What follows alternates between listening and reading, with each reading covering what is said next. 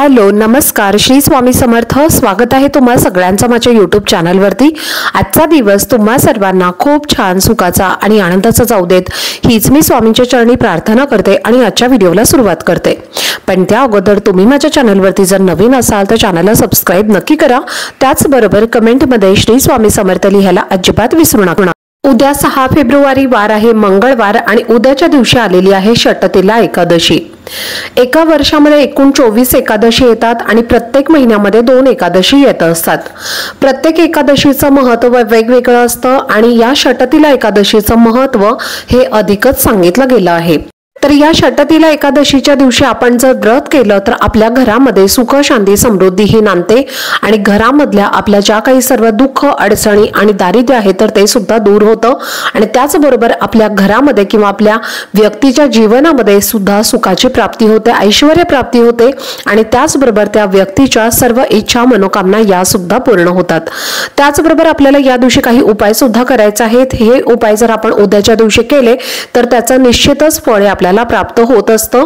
तर आजच्या व्हिडिओमध्ये तुमच्यासोबत मी एक अतिशय महत्त्वाचा आणि प्रभावी उपाय शेअर करणार आहे जो प्रत्येक घरामध्ये हा उपाय केलाच गेला पाहिजे। षटतिला एकादशी ही वर्षातनं एकदाच येत असते आणि त्यामुळे तुम्हाला हा उपाय उद्याच्या दिवशी करायचा आहे। उद्याच्या दिवसाचं महत्त्व हे खूपच वेगळं आहे। उद्याच्या दिवशी खूप असे चांगले शुभ योग हे जुळून आलेले आहेत आणि त्यामुळे आपल्याला आपल्या घरातल्या प्रत्येक व्यक्तीवरनं अशी एक वस्तू ओवाळून टाकायची आहे त्यामुळे आपल्या कुटुंबावर कधीही वाईट संकट अडचणी विघ्न हे येणार नाही आणि त्याचबरोबर आपल्या घराचे मुलांची आणि आपल्या पतीची अगदी भरभरून प्रगती होईल। तर अशी कोणती वस्तू आपल्याला ओवाळून टाकायची आहे याबद्दलची संपूर्ण माहिती तुमच्यासोबत मी आजच्या व्हिडिओमध्ये देणार आहे, त्यामुळे व्हिडिओ हा स्किप न करता शेवटपर्यंत नक्की पहा जेणेकरून तुमच्यापर्यंत योग्य ती माहिती पोहोचेल। त्याचबरोबर चॅनलवरती जर नवीन असाल तर चॅनलला पण नक्की सबस्क्राइब करा। तर बघा तुमच्या घरामध्ये जर सतत भांडणं होत असतील किंवा आजारपण होत असतील, त्याचबरोबर नवरा बायकोचं एकमेकांच्या बरोबर पटत नसेल किंवा घरामध्ये जर एकत्र मोठं कुटुंब असेल आणि त्यांचं एकमेकांशी पटत नसेल आणि घरामध्ये जर मतभेद होत असतील, कलह होत असतील आणि घरामधले जे व्यक्ती आहेत किंवा सदस्य आहेत तर तेच एकमेकांचे शत्रू बनलेले असतील किंवा आजारपण जर खूप प्रमाणामध्ये घरामध्ये वाढलेलं असेल, एक व्यक्ती आजारी पडला की लगेचच दुसरा व्यक्ती आजारी पडतो आणि त्या आजारपणामध्ये जर आपला जास्तीत जास्त पैसा जर खर्च होत असेल तर अशा वेळेला घरामध्ये बघा मोठी मुलं मुली असतात आणि ते भरपूर शिकलेली असतात पण त्यांना कुठल्याही प्रकारची नोकरी प्राप्त होत नाही किंवा त्यांचे विवाह जुळत नाहीत। यासारख्या अडचणी जर तुमच्या घरामध्ये होत असतील किंवा यासारख्या अडचणींना तुम्ही जर सामोरे जात असाल, त्याचबरोबर तुमच्या घरामध्ये जर मुलं हट्टीपणा करत असतील, चिडचिडेपणा करत असतील किंवा मुलांना वाईट वळण लागलं असेल, व्यसन लागलं असेल तर यासारख्या सर्व अडचणी दूर करण्यासाठी हा उपाय उद्याच्या दिवशी करणं हे अतिशय महत्त्वाचं आहे। घरातल्या प्रत्येक व्यक्ती या भरपूर कष्ट मेहनत आणि प्रयत्न करत असतात पण प्रत्येक व्यक्तीच्या कष्टाला आणि मेहनतीला योग्य ते फळ प्राप्त होतच असं नाही किंवा कष्ट मेहनत करून सुद्धा घरामध्ये पैसा येत असेल आणि आलेला पैसा जर घरामध्ये टिकत नसेल आणि आपल्या हातून जर जास्त पैसा हा खर्च होत असेल किंवा कोणत्या ना कोणत्या कारणाने पैसा हा आपल्या घरातून बाहेर पडत असेल तर यासारख्या सर्व समस्या दूर करण्यासाठी आपल्याला हा उपाय करायचा आहे। आता हा उपाय तुम्ही उद्या संध्याकाळी 5 नंतर ते रात्री 12 वाजेपर्यंत केव्हाही करू शकता। तुम्हाला जेव्हा वेळ मिळेल तेव्हा तुम्ही हा उपाय करायचा आहे। हा उपाय करण्यासाठी तुम्हाला फक्त मूठभर तीळ घ्यायचे आहेत। काळे किंवा पांढरे तीळ घेतले तरीही चालतील किंवा दोन्ही तीळ मिक्स करून घेतले तरीही चालतील। हे तीळ घेऊन आपल्याला आपल्या घरातल्या प्रत्येक व्यक्तीवरनं 7 वेळेला उतरवून घ्यायचं आहे। डोक्यापासून खाली पायापर्यंत अशा पद्धतीने तुम्हाला 7 वेळेला उतरवून घ्यायचे आहेत। मुठभर तीळ जे आहेत तर ते तुम्हाला प्रत्येक व्यक्तीवरनं उतरायचे आहेत। वेगवेगळे तुम्हाला तीळ घेण्याची गरज नाही।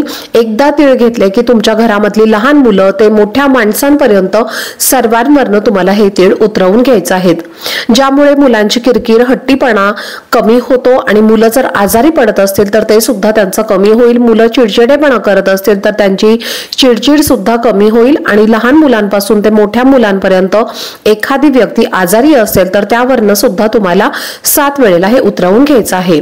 मुठभर तीळ आपल्याला आपल्या घराच्या मुख्य दरवाजावरनं सुद्धा उतरवून घ्यायचं आहे आणि आपल्या देवघरावरनं सुद्धा आपल्याला 7 वेळेला उतरवून घ्यायचं आहे। त्यानंतर हे तीळ घेऊन तुम्हाला तुमच्या घराच्या बाहेर जायचं आहे आणि तुम्हाला तुम्ही ज्यामध्ये कापूर जाळता तर ते कापूरदाणी किंवा कापूर जाळण्याचा भांड तुम्हाला घ्यायचं आहे आणि त्यानंतर तुम्हाला 4 ते 5 कापराच्या वड्या टाकायच्या आहेत आणि त्यामध्ये तुम्हाला हे तीळ उतरवलेले टाकायचे आहेत। आणि त्यानंतर त्यामध्ये तुम्हाला थोडंसं तूप टाकायचं आहे आणि हे प्रज्वलित करून तुम्हाला संपूर्णपणे जाळून टाकायचं आहे। तुमच्या घरामध्ये बाल्कनी असेल तर तिथे सुद्धा तुम्ही जाळू शकता किंवा घराच्या बाहेर तुम्ही जाळलं तरीही चालेल किंवा घराच्या टेरेसवरती सुद्धा तुम्ही जाळलं तरीही चालेल। तर हे सर्व जे तीळ आहेत तर ते तुम्हाला डस्टबिन मध्ये फेकायचं नाहीये, तर अशा पद्धतीने आपल्याला ते जाळायचे आहेत।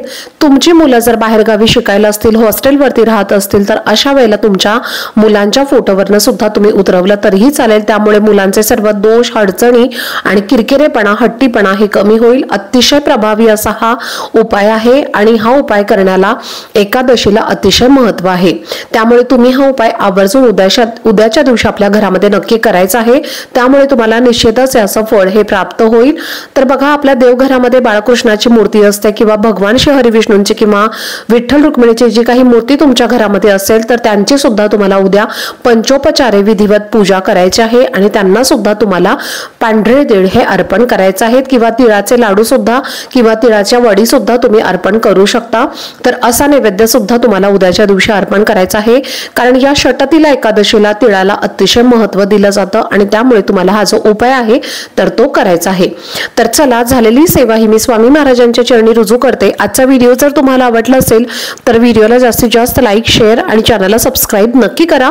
भेटूयात पुढच्या व्हिडिओमध्ये, तोपर्यंत सर्वांना श्री स्वामी समर्थ।